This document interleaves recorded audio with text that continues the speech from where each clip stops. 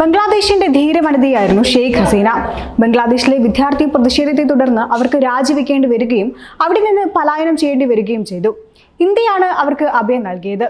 കഴിഞ്ഞ 55 ദിവസമായി ഹസീന ഇന്ത്യയിൽ കഴിയുകയാണ്.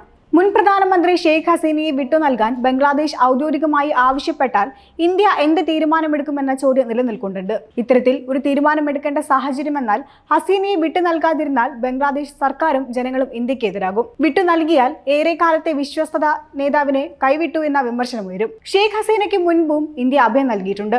ഇപ്പോൾ ബംഗ്ലാദേശിലെ സാഹചര്യം രൂക്ഷമായതോടെ വീണ്ടും അഭയം നൽകിയിരിക്കുകയാണ്. അപ്പോൾ ഇന്ത്യയുടെ തീരുമാനം ഇതിൽ നിർണായകമാകും. പ്രതിസന്ധി ഇപ്പോൾ ബംഗ്ലാദേശിന് മാത്രമല്ല ഇന്ത്യക്കും പിടിപെട്ടിരിക്കുകയാണ്. ഹസീനയെ വിട്ടു നൽകാൻ ഇന്ത്യയോട് ആവശ്യപ്പെടാൻ നിയമപ്രകാരം ബംഗ്ലാദേശിന് അവകാശമുണ്ട്. ഇന്ത്യയും ബംഗ്ലാദേശും 2013 ഒരു കരാർ ഒപ്പിട്ടിട്ടുണ്ടായിരുന്നു. രാജ്യം വിടുന്ന പിടികിട്ടാപ്പുള്ളികളെയും ക്രിമിനലുകളെയും പ്രത്യേകിച്ച് രാജ്യസുരക്ഷയ്ക്ക് ഭീഷണിയായ പ്രവർത്തനങ്ങളിൽ ഏർപ്പെടുന്നവരെയും പരസ്പരം കൈമാറുന്നതാണ് കരാർ പ്രകാരം പറയുന്നത്. കുറ്റവാളികളെ കൈമാറാനുള്ള കരാറിൽ 2016 വ്യവസ്ഥകൾ ലളിതമാക്കി കരാർ പുതുക്കുകയും ചെയ്തിട്ടുണ്ട്. കരാർ പ്രകാരം ഇരു രാജ്യങ്ങളിലെയും കുറഞ്ഞത് 1 വർഷമെങ്കിലും തടവ് ലഭിക്കാവുന്ന കേസുകളിൽ പ്രതിയാക്കപ്പെട്ടവരെ പരസ്പരം വിട്ടു നൽകാം.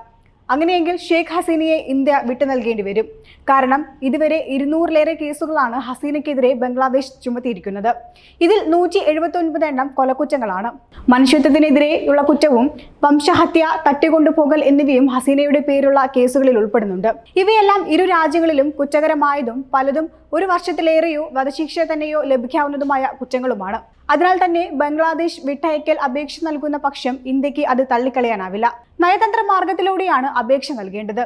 2016 മുൻപ് അപേക്ഷയ്ക്കൊപ്പം തെളിവുകളും ഹാജരാക്കണമെന്ന നിബന്ധന ഉണ്ടായിരുന്നെങ്കിലും അപേക്ഷയ്ക്കൊപ്പം അറസ്റ്റ് വാറന്റ് ഹാജരാക്കിയാൽ മതിയെന്ന് 2016 ഭേദഗതിയിൽ പറയുന്നു. നിയമപരമായി നിരസിക്കാൻ തക്ക കാരണങ്ങളില്ലെങ്കിൽ അപേക്ഷയിൽ അനുകൂല നടപടിയെടുക്കാൻ ഇന്ത്യ നിർബന്ധിതരാകും എന്നതാണ് ഇന്ത്യ നേരിടുന്ന ഏറ്റവും വലിയ കടമ്പ. രാഷ്ട്രീയ സ്വഭാവമുള്ളതാണ് അപേക്ഷയെങ്കിൽ നിരസിക്കാമെന്ന് കരാറിലെ 6ാം അനുച്ഛേദത്തിൽ പറയുന്നുണ്ട്.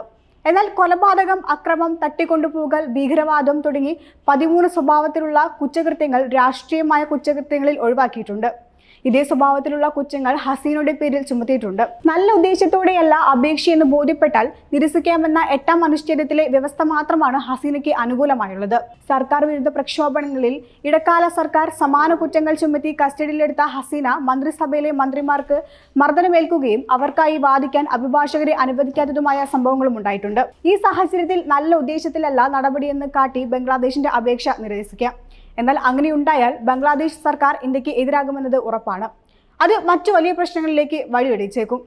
അതേസമയം ഹസീന നേരിടുന്ന മറ്റൊരു പ്രധാന വിഷയം കാലാവധിയാണ്. ഓഗസ്റ്റ് 5-നാണ് ഷെയ്ഖ് ഹസീന ഇന്ത്യയിലേക്ക് എത്തുന്നത്. നിയമപ്രകാരം നയതന്ത്ര പാസ്പോർട്ടിൽ ബംഗ്ലാദേശിൽ ഇന്ത്യയിലെത്തുന്നവർക്ക് 45 ദിവസം വരെ ഇന്ത്യയിൽ കഴിയാനാണ് അനുമതി. എന്നാൽ ഹസീന ഇന്ത്യയിലെത്തിയിട്ട് ഇപ്പോൾ 55 ദിവസം കഴിഞ്ഞു. കാലാവധി കഴിഞ്ഞിട്ടും ഇന്ത്യയിൽ തുടരുന്നത് നിയമപരമായി കുറ്റമാണ്. എന്നാൽ ഷെയ്ഖ് ഹസീനയുടെ കാര്യത്തിൽ നിയമത്തേക്കാൾ കൂടുതൽ രാജ്യ താൽപര്യം കണക്കിലെടുത്തുള്ള നടപടികളാകും ഉണ്ടാകുന്നതെന്ന് വിദഗ്ധർ പറയുന്നു. സാധാരണ കാലാവധി കഴിഞ്ഞിട്ടും രാജ്യത്ത് തുടർന്നാൽ അവരുടെ പാസ്പോർട്ട് റദ്ദാക്കുകയാണ് ചെയ്യുക. തുടർന്ന് വിസ ലഭിക്കണമെങ്കിൽ പുതിയ ബംഗ്ലാദേശ് പാസ്പോർട്ട് ഹാജരാക്കേണ്ടി വരും. ഹസീനയുടെ നയതന്ത്ര പാസ്പോർട്ട് ബംഗ്ലാദേശ് റദ്ദാക്കിയിട്ടുണ്ട്. ഈ സാഹചര്യത്തിൽ സാധാരണ ബംഗ്ലാദേശ് പാസ്പോർട്ട് ഹാജരാക്കി ഹസീനയ്ക്ക് പുതിയ വിസയ്ക്ക് അപേക്ഷിക്കാം. എന്നാൽ രാജ്യം വിട്ട് ഇന്ത്യയിലെത്തുമ്പോൾ നയതന്ത്ര പാസ്പോർട്ട് മാത്രമാണ് ഹസീനയുടെ പക്കൽ ഉണ്ടായിരുന്നതെന്നാണ് വിവരങ്ങൾ. ഹസീനയുടേത് നിയമലംഘന കേസല്ല, അതൊരു രാഷ്ട്രീയ വിഷയമാണ്. അതിനനുസരിച്ചുള്ള തീരുമാനമാണ് ഇന്ത്യ ഇക്കാര്യത്തിലെടുക്കുക. പ്രശ്നം സങ്കീർണമാകുന്നത് ഒഴിവാക്കാൻ ഹസീന രാജിവിടണമെന്ന് തന്നെയാണ് ഇന്ത്യ മിക്കതും ആഗ്രഹിക്കുക. എന്നാൽ അവർക്ക് മറ്റെവിടെയെങ്കിലും അഭയം ലഭിച്ചാൽ മാത്രമേ ഇന്ത്യയിൽ നിന്നും പോകാനാകൂ എന്നത് മറുവശത്ത് നിൽക്കുന്ന മറ്റൊരു കാര്യമാണ്. എന്തായാലും വിഷയം ഗുരുതരമാണ്. ഇന്ത്യക്ക് കൂടി അനുകൂലമായ നടപടി വേണം കൈക്കൊള്ളുവാൻ.